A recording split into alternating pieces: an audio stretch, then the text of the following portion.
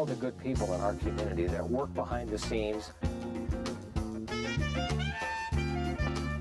People are so passionate about the good that they do. We'll look forward to seeing you every week here on the Homefront. Bruce and I are here all the time, and we always invite you to join us. Hello everybody, and welcome to another edition of On the Homefront. My name is John, really happy to be here with you once again. Our program this week will be in two segments. For the second half, we're going to focus on Click, the commercially licensed cooperative kitchen here in Windham on Club Road. They had a great grand opening recently, and we're going to talk about their great programs involving our local food economy. But for the first half, we're going to look at food in a different way from a great local organization I've had on the program before called Grow Windham. I've got two people very involved to talk about their summer activities and their plans for the future. First off, I'll introduce our guests. I'm very happy to have back on the program once again Sally Milius. She's the director of Grow Windham, based at WRCC right here in Willimantic. Welcome back to the program, Sally. Thank you. Good to have you. Here.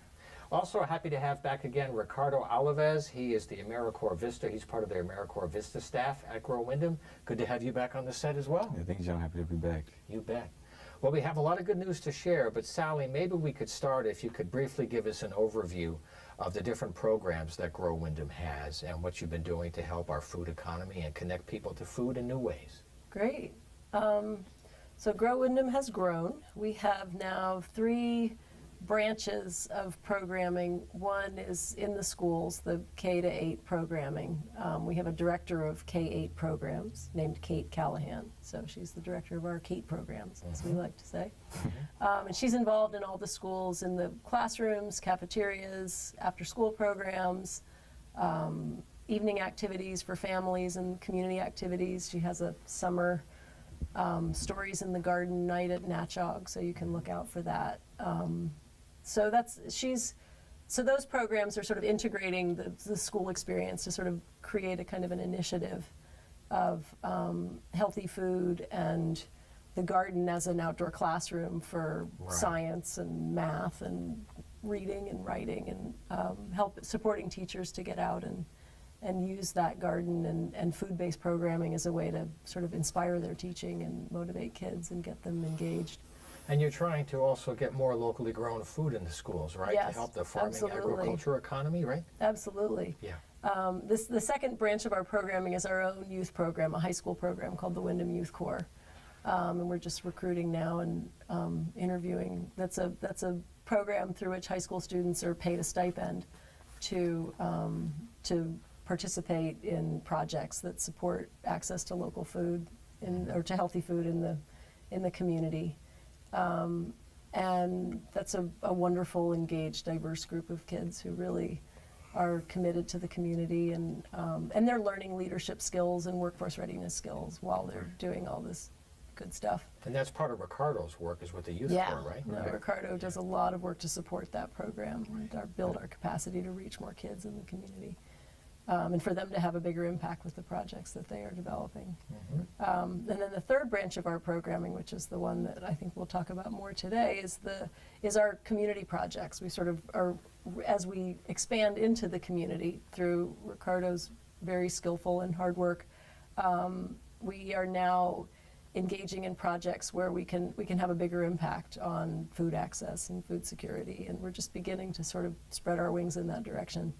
And it's really exciting to see not just food access and sort of, but also community building through food events or through projects that sort of, there's a nice cycle that begins when people come together for a project, for example, the Wayne Community Garden, to grow food for the soup kitchen and for the food pantries, and then through that working together, it sort of strengthens our community. That project itself doesn't just create food, it also creates this sort of, kind of weaves the fabric a little bit. Yeah, the more. work is the glue, kind of, makes it all go together. And then those people come together and work more and develop new ideas and innovate, and so that's just been an exciting process to see it just sort of unfold. Ricardo, what's it like to work with young kids to try to get them into the soil and into the dirt and get in there when some of them may rather play baseball or soccer, or they want to do fun things? How do you make that work fun for them so they can really connect to the soil and the earth in a very healthy way? Yeah. I mean, I think it's really interesting working with youth, especially because I consider myself a youth. I'm only 24 years old, so I guess I have that connection with the youth, and I feel like pretty much being at their level, because I know what it's like to go through the public schools, the Windham public schools. Since I'm a native here, I feel like I have that relationship with them, and I feel like I could sort of teach them to be pretty much like resilient and to teach them how to grow their own food and maybe save some money. You know, kids like money. You know, they kind of go for the dollar. So sometimes you got to talk to them in the language that they understand it, or that kind of is relevant to, you know, what they're going through, or who they are, what they like to get into, whether it's sports or it's, you know, video games. Some way, somehow, you have to get outside and you know, get dirty. You have to get dirty. That's part of the fun, though. I mean, I do gardening myself. I love it. Just a connection to seeing something you plant grow, and you enjoy it, you share it. There's something special about that. Money just can't buy that. Yeah. And some kids, it's like really new to them. They've never done it. And once they do it, they get engaged and they really like it. So sometimes it's about trying new things. That's right. That's what we're about. So one of the umbrellas for our conversation is the Windham Community Food Network, and that's kind of the focus of our main conversation. Can you talk about the network and the dialogues that you had this winter? There was a series of community dialogues where a lot of people came together to figure out an action plan to make a difference. So this has been a really exciting project. We got a grant from the USDA, a planning grant to identify projects that we can work on in the community that would really support local food access. And also, one of the things that we realized is that there's a lot of local need, but there's also a lot of resources in this community. And one of the things that we didn't see happening so much was that there were these connections, that these potential connections that could be made. And so this project was to build a network so that these relationships can be formed, and then through those relationships, then communication can begin, and then market or business opportunities can be identified, or access opportunities can be sort of developed, or we find if there's surplus here and there's need there, these are the sorts of connections that we saw the potential for. And so this network project has been, so that's a piece of it, is sort of opportunity, but the other piece of it is to engage local community members to get involved in the problem-solving process, in the project development process, because there's a lot of wonderful energy in this community and real commitment. I mean, the more I sort of get involved working with comparable programs in other communities, I come to realize how incredibly special Windham is. Just the level of collaboration, the level of sort of goodwill, and so that's a real inspiration. So we just wanted to tap that. So these dialogues were a way of bringing together diverse community members to talk about what they see and what they identify as the strengths in the community, what the needs are, and to begin to brainstorm projects, to begin to brainstorm ways that we can break down barriers to access or barriers to communication, and build up the assets that we have so that they could be, you know, more available to more people. So we had 2 community dialogues in February, a series that this was a sort of a process that went through 2 weekends, and then out of that came an action forum, which was when we sort of culled all of the ideas that had come out of the dialogues, and then participants came to the action forum and chose a working group. And we now have 6 working groups underway who are developing. I mean, some of them have already done projects, and some of them have projects that are underway.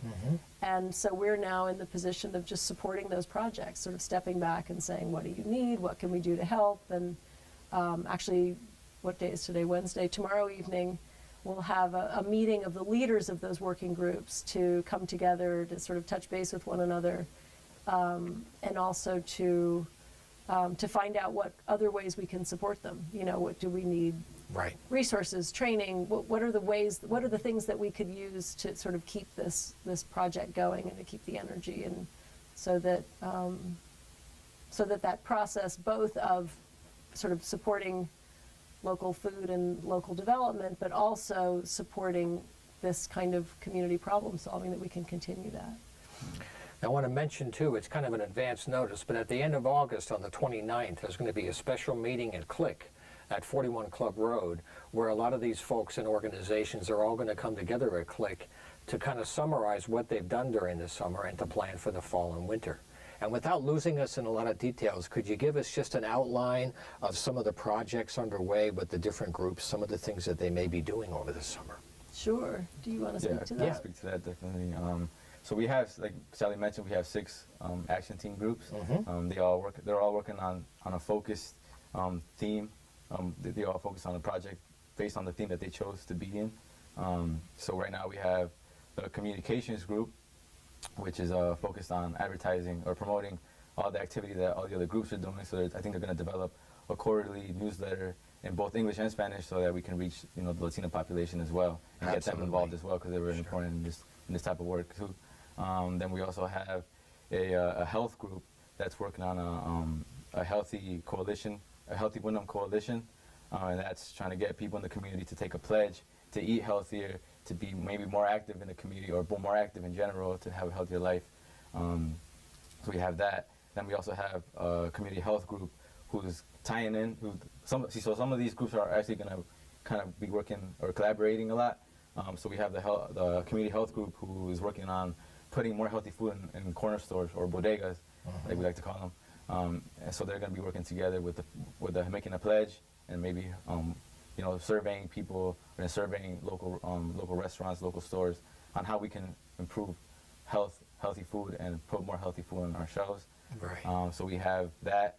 Then we have a production group, and they actually had a gardening workshop in Village Heights, also known as Cameo Drive, and they gave out pepper and tomato plants to residents in Village Heights, and they also taught them how to take care of the plants, how many times you got to water them, so they can grow their own food. And Fresh peppers. Fresh Nice. peppers, fresh tomatoes. Nice. We become more resilient, and Yeah. we show, we just show, we share what we know. Then we also have the food access group. They're working on a plant and row project. So every year we collaborate with E.O. Smith and Annie Benton. Shout out to them, because they donate a lot of their seedlings to us. So thanks for that collaboration. So through that, we give seedlings to our community members, whoever's interested in growing food, for them, but also to donate to the soup kitchen. So they could donate it, so they could grow it. They tend it. They water it, and then they donate it, or they could bring it to us, and we'll gladly donate it to the soup kitchen.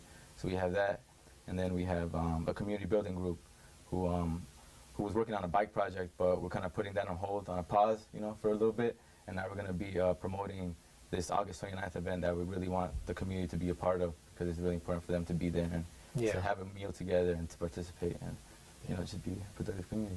That's a lot of good work. A lot of it. How are you supporting the farmers market in downtown Willie now? That must be a good connection. I remember last year there was a program where young kids were transporting food from the farmers market to some of the senior centers where they have a hard time getting out to get them fresh food. Is that in the works again, to try to get food to the seniors? Yeah, we have a couple of projects through the farmers market. I mean, the farmers market is, there's a new market master, so there are a lot of wonderful innovations that are coming. Yeah. So that's another, so Saturday mornings, 8 to noon in the in the area by Jolson, in the pavilion. Yes, absolutely. Go get your produce there. There's all kinds of other stuff. There are these yummy breakfast sandwiches now, and there's produce and soap and baked goods and all kinds of good stuff there. So our youth program, this project was actually sort of the inspiration for the network. Was we had a local community member who had noticed that seniors had a really difficult time just physically getting to food assistance sources, to sort of to walk up to the food truck in the summer and then walk home with pounds and pounds of produce just wasn't an option for people with limited mobility. And so we also realized from the farmers that there's this farmers market nutrition program where seniors get vouchers that they can then take to the farmers market and cash. And the farmers were frustrated that these weren't getting cashed, and because the seniors couldn't get to the market. And so our youth program, our high school kids, they sort of did a delivery service to take produce over to the seniors at Ashton Towers and to redeem those WIC coupons so that Yeah. so it was sort of a win-win, and that was one of our inspirations for, wait, there's need, but there are Yeah. resources, we need to make these connections. We also have another project this summer in collaboration with Generations, which is that they will identify families who are eligible for what we call a produce prescription, and then those families can come once a month and get a share of produce from our youth program, free of charge. I mean, Yeah. and that's at the farmers market. So there'll be designated Saturdays when they can come.